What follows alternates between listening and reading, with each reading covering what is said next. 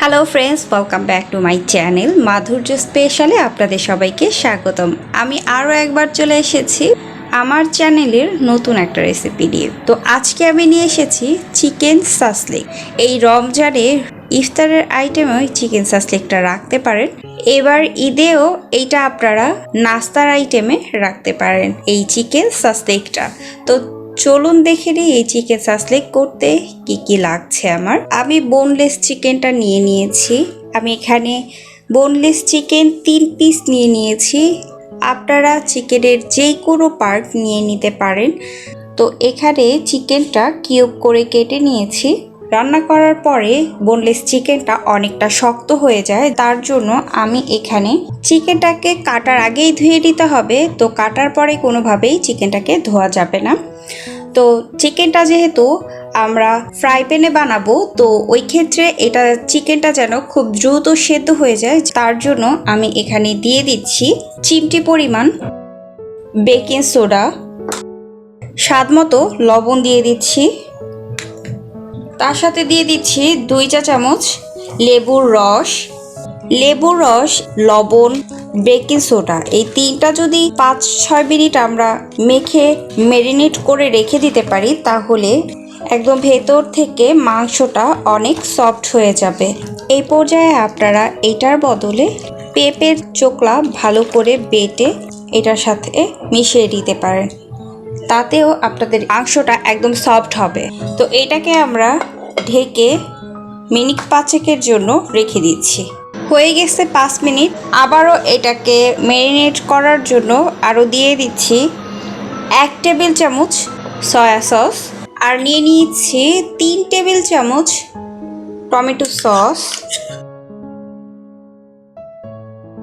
নিয়ে নিচ্ছি আদা এবং রসুন বাটা একসাথে 1 টেবিল চামচ। আপনারা এই ক্ষেত্রে চাইলে আপনারা আলাদা আলাদা করেও দিতে পারেন, 1/2 টেবিল চামচ করে আদা আর রসুন বাটা। আর দিয়ে দিচ্ছি ধনিয়ার গুঁড়া 1 চা চামচ, শুকনো মরিচের গুঁড়া 2 চা চামচ, আর দিয়ে দিচ্ছি কালো গোলমরিচের গুঁড়া 1 চা চামচ। ধনের গুঁড়াটা আমি নর্মাল দিয়েছি। আপনারা চাইলে আস্ত ধনের গুঁড়াটা নিয়ে খোলা তাওয়ায় টেলে এটাকে গুঁড়ো করে টালাটাও দিতে পারেন। এবার এটাকে মাখিয়ে নিব ভালোভাবে। তো এটাকে মাখানো হয়ে গিয়েছে। এই পর্যায়ে আমি দিয়ে দিচ্ছি,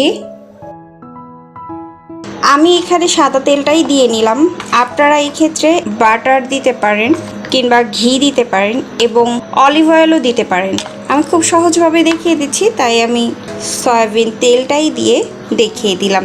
এবার এটাকে আমি ভালোভাবে মিশিয়ে নিয়েছি। এবার এটাকে আবারও ঢেকে রেখে দিব 15 মিনিটের জন্য। আমি শাসলিকের জন্য কিছু সবজি নিয়ে নিচ্ছি সবুজ ক্যাপসিকাম কয়েক পিস কিউব করে কেটে নিয়েছি, নিয়ে নিচ্ছি লাল ক্যাপসিকাম, নিয়ে নিয়েছি পেঁয়াজ কিউব করে এটাও কেটে নিয়েছি, দিয়ে দিচ্ছি গাজর। এই পর্যায়ে আমি দিয়ে দিচ্ছি 1 টেবিল চামচ লেবুর রস, আর দিয়ে দিচ্ছি পরিমাণ মতো লবণ, 1/2 চা চামচ গোলমরিচের গুঁড়া এবং সেই সাথে একটুখানি নর্মাল সাদা তেল। তারপরে আবারও এখানে একসাথে সব মিশিয়ে মেখে নিব। শাসলিকের জন্য আমার সবজি রেডি হয়ে গিয়েছে। তো আমার এটা মাখানো কমপ্লিট। তো আমি এখানে কিছু ব্যাম্বু স্টিক নিয়ে নিয়েছি। এই ব্যাম্বু স্টিক দিয়েই আমি শাসলিকটা করে নিচ্ছি। আমি এগুলোকে 15-20 মিনিটের জন্য পানিতে ভিজিয়ে রেখেছিলাম। ভিজিয়ে না রাখলে একটা শুকনো মচমচা হয়ে থাকে, তো এটার মধ্যে যখন সবজিটা ঢোকাবেন তখন এটা ভেঙে যাওয়ার সম্ভাবনাটা বেশি থাকে। তো এই জন্য এটাকে আপনারা 15-20 মিনিটের মতো পানিতে ডুবিয়ে রাখবেন। আমি এখানে নিয়ে নিচ্ছি সবজি। অনেকে ভাবেন কি সবজি ফার্স্টে দিবেন, কোনটা দিবেন, কতটুকু দিবেন, এটা হচ্ছে সম্পূর্ণ আপনার উপরে ডিপেন্ড করে। আমি আমার মতো করে দিয়ে দিচ্ছি, আপনারাও ঠিক আপনাদের ইচ্ছে মতো আপনারা দিয়ে নেবেন। আমি প্রথমেই সবুজ কালার ক্যাপসিকামটা দিয়ে দিলাম, তার মধ্যে দিয়ে দিচ্ছি একটা পেঁয়াজও দিয়ে দিলাম, এখন দিয়ে দিচ্ছি একটা চিকেন, তারপরে দিয়ে দিচ্ছি গাজরের একটা স্লাইস দিয়ে দিলাম, তার মধ্যে আবার একটা পেঁয়াজ দিয়ে দিচ্ছি। এটা সম্পূর্ণ আপনার উপর, আপনি কিভাবে সাজাবেন। তো আমি আমার মতো করেই সাজিয়ে নিচ্ছি, আপনারা আপনাদের পছন্দ অনুযায়ী সাজিয়ে নিতেন। এখন দিয়ে দিচ্ছি একটা রেড কালার ক্যাপসিকাম, তার মধ্যে দিয়ে দিব পেঁয়াজ। তো এবার দিয়ে দিচ্ছি আরেকটা চিকেন, তারপর দিয়ে দিব আরেকটা সবুজ ক্যাপসিকাম এবং পেঁয়াজ। ঠিক এভাবে করে সাজিয়ে নিয়েছি।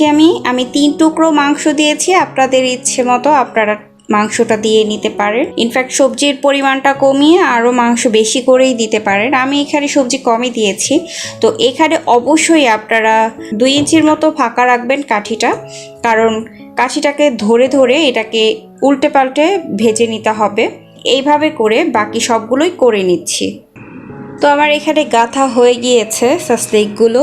আপনারা চাইলে এই পর্যায়ে তার কয়েক ঘন্টা আগে আপনারা এটা রেডি করে রেখে দিতে পারেন, যখন খাবেন ঠিক তখন ভেজে নিলে হয়ে যাবে। তাছাড়া আপনারা এখানে যে চিকেনটা আমি ম্যারিনেট করেছিলাম, সেই চিকেনটাকেও আপনারা ম্যারিনেট করে 2-3 দিন অবধি ফ্রিজে রেখে খেতে পারেন। তো আমি এখন চলে যাব চুলাতে। চুলায় একটা প্যান বসিয়ে দিয়েছি, প্যানে আমি দিয়ে দিচ্ছি বাটার।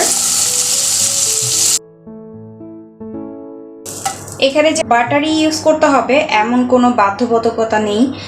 সো আপনারা এখানে নর্মাল তেল অথবা ঘি কিংবা অলিভ অয়েল যে কোনো একটা ইউজ করতে পারেন। তো আমি বাটারটা দিয়ে দিলাম। তো এই পর্যায়ে আমি দিয়ে দিব স্টিকগুলো।